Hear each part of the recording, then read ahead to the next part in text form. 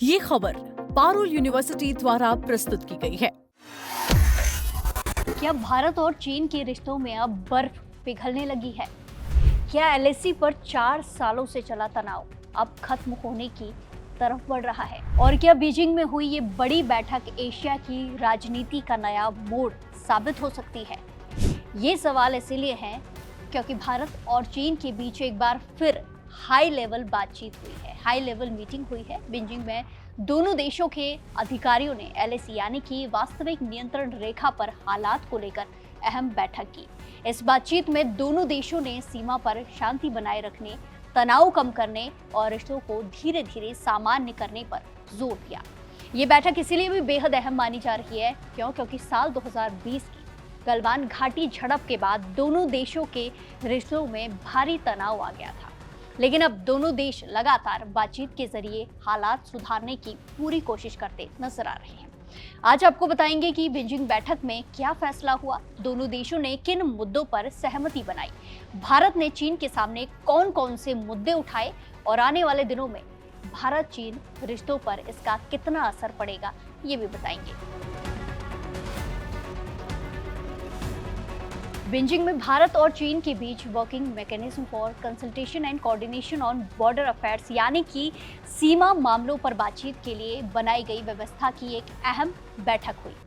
इस बैठक में भारतीय प्रतिनिधि मंडल का नेतृत्व विदेश मंत्रालय में पूर्वी एशिया डिवीजन के संयुक्त सचिव सुजित घोष ने किया, जबकि चीन की तरफ से विदेश मंत्रालय के सीमा और इसी के साथ समुद्री मामलों के विभाग के महानिदेशक हाउ यानकी मौजूद रहे। बैठक के दौरान दोनों पक्षों ने पूर्वी लद्दाख के साथ साथ एलएसी के अलग अलग इलाकों की स्थिति पर विस्तार से चर्चा की। बातचीत का सबसे बड़ा फोकस सीमा पर शांति और स्थिरता बनाए रखना रहा। दोनों देशों ने माना कि अगर सीमा पर हालात शांत रहते हैं तभी द्विपक्षीय रिश्तों में सुधार संभव है। विदेश मंत्रालय की तरफ से जारी बयान में कहा गया है कि बातचीत रचनात्मक और भविष्य पर केंद्रित रही है, यानी दोनों देशों ने सिर्फ पुराने विवादों पर चर्चा नहीं की है बल्कि आगे रिश्तों को बेहतर बनाने के रास्तों पर भी बातचीत हुई।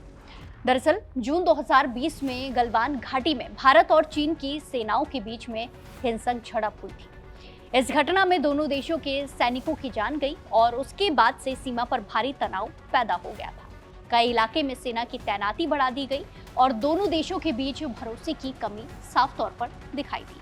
हालांकि पिछले एक साल में दोनों देशों ने कई स्तरों पर बातचीत को अपनी बढ़ाया है। सैन्य और राजनयिक स्तर पर लगातार मीटिंग्स हुई हैं। कुछ विवादित इलाकों से सैनिकों की वापसी और पेट्रोलिंग व्यवस्था को लेकर भी प्रगति देखने को मिली है। इसमें भी डेवलपमेंट देखने को मिला है। बीजिंग की ताजा बैठक को उसी प्रक्रिया का अगला कदम, बड़ा कदम माना जा रहा है। बैठक में दोनों देशों ने इस बात पर भी सहमति जताई कि विशेष प्रतिनिधियों की अगली बैठक के लिए ठोस तैयारी की जाएगी। ये बैठक चीन में आयोजित हो सकती है। इससे पहले अगस्त 2025 में नई दिल्ली में भारत के राष्ट्रीय सुरक्षा सलाहकार अजित डोभाल और चीन के विदेश मंत्री वांग ये की बातचीत भी हुई थी। उस बैठक को भी दोनों देशों ने सकारात्मक बताया था। इस बार भारत ने चीन के सामने सीमा पार बहने वाली नदियों का मुद्दा भी उठाया।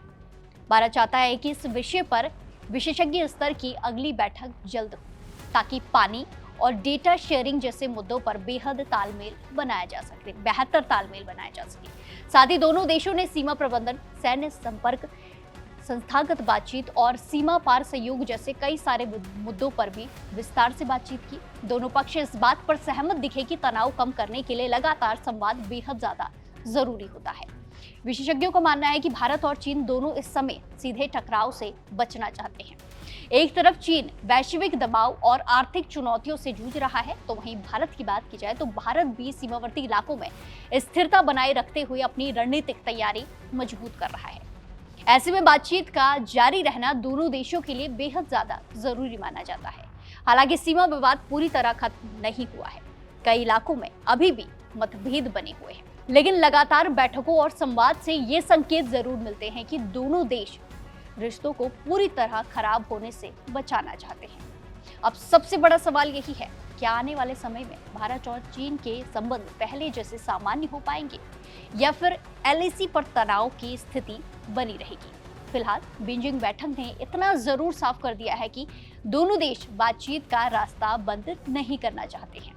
भारत और चीन के बीच ये बातचीत ऐसे समय में हुई है जब एशिया में रणनीतिक समीकरण तेजी से बदलते दिखाई दे रही है। अमेरिका चीन तनाव, इंडो पैसिफिक रणनीति और सीमा कितने सामान्य होते हैं और क्या दोनों देशों के बीच भरोसा जो है वो दोबारा कायम हो पाता है या फिर कुछ और देखने को मिलता है। फिलहाल बीजिंग में हुई इस अहम बैठक ने इतना जरूर दिखा दिया है कि भारत और चीन दोनों बातचीत के जरिए तनाव को कम करने की कोशिश में लगे हुए हैं। लेकिन अगली परीक्षा सीमा पर जमीन पर दिखने वाले बदलावों की होगी। आप इस पूरे मुद्दे को कैसे देखते हैं? क्या भारत और चीन के रिश्ते अब सामान्य होने की तरफ बढ़ रहे हैं? अपनी राय कमेंट्स में जरूर दें और बाकी देश और दुनिया की खबरों के लिए जुड़े रहिए दैनिक जागरण के साथ। नमस्कार।